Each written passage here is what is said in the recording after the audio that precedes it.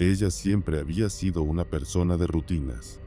Se despertaba a las 6:15 de la mañana, caminaba descalza hasta la cocina, ponía agua a hervir y esperaba en silencio mientras la luz del amanecer entraba por la ventana sobre el fregadero. Era un ritual pequeño, casi sin importancia, pero era suyo. Lo había construido con cuidado después de que su madre muriera, como una forma de darle forma a las mañanas que antes se sentían vacías y sin dirección. La cocina era el único lugar de ese apartamento donde todavía se sentía, de alguna manera, acompañada. El apartamento no era grande. 2 habitaciones, una sala con poca luz natural, y esa cocina que su madre había amado desde el primer día que la vio.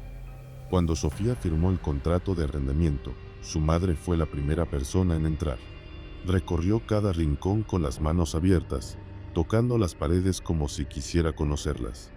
Se sentó en la silla junto a la ventana, la que quedaba frente a la mesa, y dijo que desde ahí se veía bien el cielo aunque el edificio de enfrente lo tapara casi todo. Sofía nunca entendió exactamente qué quiso decir con eso, pero tampoco le preguntó. Simplemente dejó que su madre ocupara esa silla cada vez que venía a visitarla. Después del funeral, Sofía tardó casi 2 semanas en volver a cocinar algo de verdad. Vivió de fruta, de pan de molde, de cosas que no requerían calor ni esfuerzo. La cocina le pesaba de una manera que no sabía explicar. No era miedo exactamente. Era más como una conciencia constante de que algo en ese espacio había cambiado, aunque los objetos siguieran exactamente en el mismo lugar. La silla de su madre continuaba frente a la mesa. Sofía no la movió. No supo si hacerlo sería un gesto de duelo o de aceptación, y como no lo supo, simplemente la dejó donde estaba. La primera mañana que encontró la taza no le dio importancia. Entró a la cocina a las 6:18, todavía con los ojos entrecerrados, y la taza estaba sobre la mesa. Pensó que la había dejado ahí la noche anterior. Era su taza de siempre, la de cerámica blanca con una pequeña grieta en el asa que nunca había llegado a reparar. Estaba llena de café con leche, y cuando la tocó con la punta de los dedos, todavía estaba caliente. Sofía se quedó parada un momento con la mano sobre la taza, sin entender del todo lo que estaba sintiendo. Luego se encogió de hombros, se sentó en su silla habitual y bebió el café en silencio. No fue hasta la mañana siguiente que algo en su interior se tensó. Entró a la cocina a las 6:12, esta vez más despierta porque había dormido mal, y la taza estaba allí otra vez, en el mismo lugar, sobre la mesa, frente a la silla vacía de su madre, con el café preparado y caliente. Sofía se detuvo en la entrada de la cocina y miró la taza durante varios segundos sin moverse. Trató de recordar si la había preparado antes de acostarse, si quizás lo había hecho de manera automática, como parte de algún hábito inconsciente que se le hubiera instalado sin darse cuenta. No pudo recordar nada. Se sentó, bebió el café, y pasó el resto del día convenciéndose de que había una explicación lógica que simplemente no había encontrado todavía. Al tercer día decidió prestar atención. Se aseguró antes de dormir de que la taza estuviera lavada y guardada en el armario, en el segundo estante, boca abajo como siempre. Revisó la cocina 2 veces. Las ventanas estaban cerradas con seguro. La puerta principal tenía la llave echada y el pasador corrido. Sofía se acostó a las 11 de la noche con la sensación incómoda de alguien que deja una trampa y no está segura de querer saber qué va a encontrar en ella. A las 6:08 de la mañana entró a la cocina. La taza estaba sobre la mesa, frente a la silla de su madre, con café caliente. Sofía no gritó, no lloró. Se quedó parada en la entrada con la mano apoyada contra el marco de la puerta y los ojos fijos en la taza, sintiendo como algo frío le recorría la espalda de abajo hacia arriba. Luego caminó hasta el armario, lo abrió y miró el segundo estante. Estaba vacío. La taza no había sido sacada de ahí. La taza había aparecido en la mesa, llena y caliente, y ella no tenía ninguna explicación para eso. Esa misma tarde instaló una cámara. Era un modelo pequeño, de los que se conectan al teléfono, que había comprado hacía meses para vigilar el apartamento cuando salía de viaje y nunca había llegado a usar. La colocó en el estante sobre el microondas, apuntando hacia la mesa y la silla. La encendió a las 10 de la noche, verificó en su teléfono que la imagen era clara, y se fue a dormir con una mezcla extraña de alivio y ansiedad. Por lo menos al día siguiente tendría una respuesta. A las 6:15 entró a la cocina con el teléfono en la mano. La taza estaba sobre la mesa, frente a la silla, con café. Sofía abrió la aplicación de la cámara y revisó la grabación desde las 10 de la noche hasta ese momento. La imagen era estable y continua. La cocina aparecía en silencio, con la luz apagada, con la mesa vacía, con la silla en su lugar. Sofía adelantó la grabación, buscando el momento en que aparecía la taza. Pasaron las 11, las 12, la 1 de la mañana, la 2. La imagen no cambiaba. La mesa seguía vacía. La silla seguía vacía. A las 5:57 de la mañana, en un único fotograma que duró menos de un segundo, la imagen se congeló. Y cuando se reanudó, la taza ya estaba sobre la mesa. Sofía reprodujo ese fragmento 4 veces seguidas. No hubo movimiento. No hubo figura.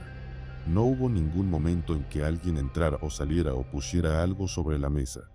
La taza simplemente no estaba, y luego estaba, como si siempre hubiera pertenecido ahí y el resto de la grabación fuera lo que estaba equivocado. Llamó a su amiga Daniela esa misma mañana. Le contó todo con la voz más calmada que pudo sostener, sabiendo que si dejaba de controlarse iba a sonar exactamente como lo que no quería sonar. Alguien que estaba perdiendo la estabilidad después de un duelo difícil. Daniela la escuchó en silencio, y cuando Sofía terminó, le dijo que probablemente estaba sonámbula, que el duelo hacía cosas extrañas al sueño, que quizás su cuerpo estaba repitiendo rituales de manera automática mientras dormía y su mente consciente no lo registraba. Era una explicación razonable. Sofía la sostuvo con cuidado durante el resto del día, como si fuera algo frágil que no debía sacudir demasiado. Esa noche se ató una cinta delgada alrededor de la muñeca derecha antes de dormir, conectada al marco de la cama con un nudo simple. No era suficiente para inmovilizarla, pero sí para despertarla si intentaba levantarse. Se acostó tarde, con el cuerpo tenso, mirando el techo durante casi 1 hora antes de que el sueño la encontrara. A las 6:03 se despertó con la cinta todavía en la muñeca, el nudo intacto. Caminó hasta la cocina. La taza estaba sobre la mesa. El café estaba caliente. Sofía se sentó en su silla y miró la taza durante un tiempo que no supo medir.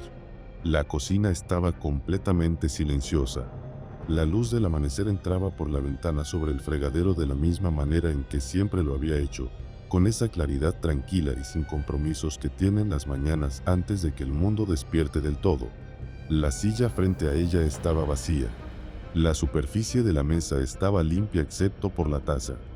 Todo estaba exactamente como debería estar. Y sin embargo algo en esa imagen le producía una sensación que Sofía no era capaz de nombrar con precisión. No era miedo. Era algo más parecido al reconocimiento.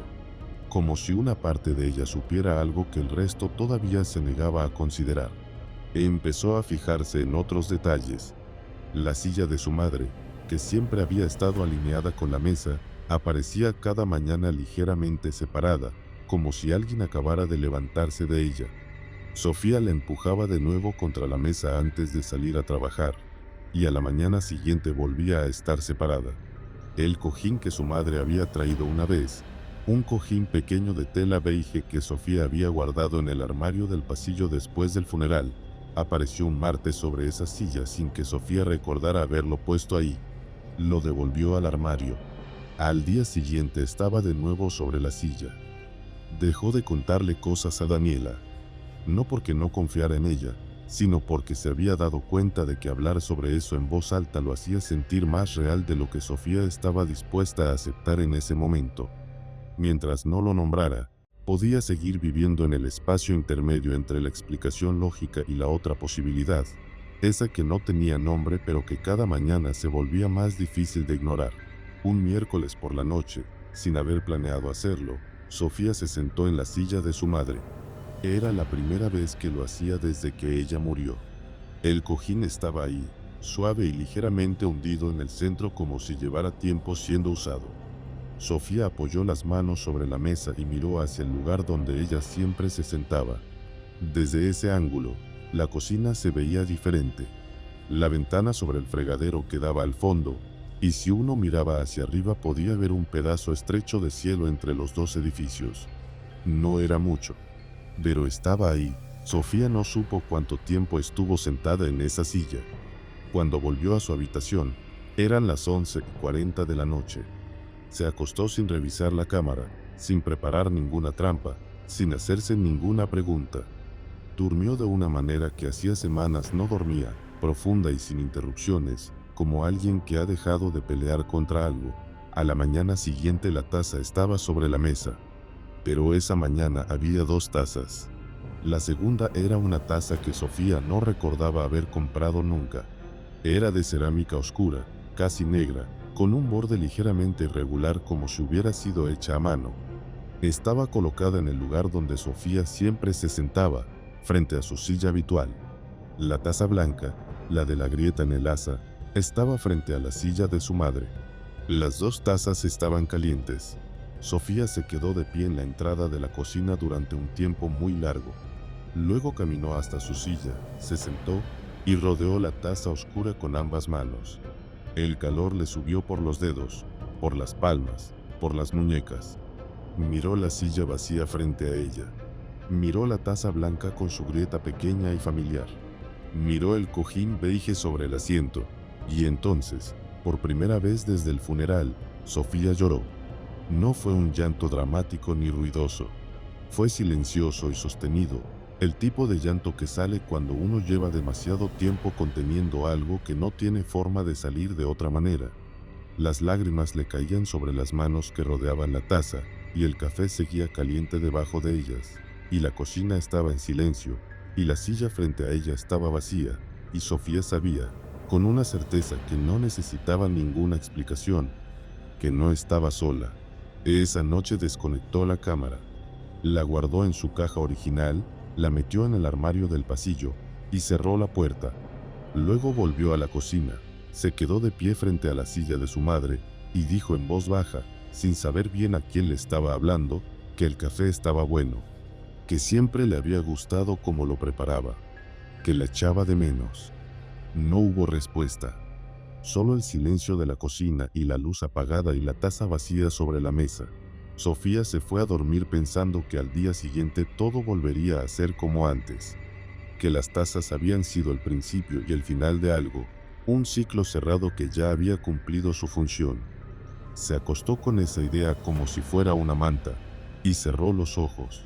A las 6:11 de la mañana entró a la cocina. Las 2 tazas estaban sobre la mesa, en sus lugares exactos, con el café caliente. Pero esa mañana la silla de su madre no estaba vacía. El cojín beige estaba hundido, no de la manera en que se hunde una tela con el tiempo o por el peso de haber sido doblada. Estaba hundido como si alguien estuviera sentado sobre él en ese preciso momento. La forma era clara y definida, una presión continua sobre el centro del cojín que no cambiaba, que no se movía, que simplemente estaba ahí. Sofía no se acercó. Se quedó en la entrada de la cocina con la mano apoyada contra el marco, mirando el cojín hundido y la taza blanca con su grieta y el café que seguía caliente aunque nadie lo hubiera tocado. La luz del amanecer entraba por la ventana sobre el fregadero. Desde ahí se veía el pedazo de cielo entre los 2 edificios. Sofía no supo si lo que sintió en ese momento era miedo. Era algo más antiguo que eso. Algo que no tenía nombre en ningún idioma que ella conociera, pero que reconoció de inmediato, en algún lugar detrás del pecho, como quien reconoce la voz de alguien que lleva mucho tiempo sin escuchar. Se sentó en su silla. Rodeó la taza oscura con ambas manos. Miró el cojín hundido frente a ella. Y no dijo nada, porque ya no había nada que decir. Las 2 tazas estaban calientes. La cocina estaba en silencio. Y afuera, entre los 2 edificios, el cielo empezaba a aclarar.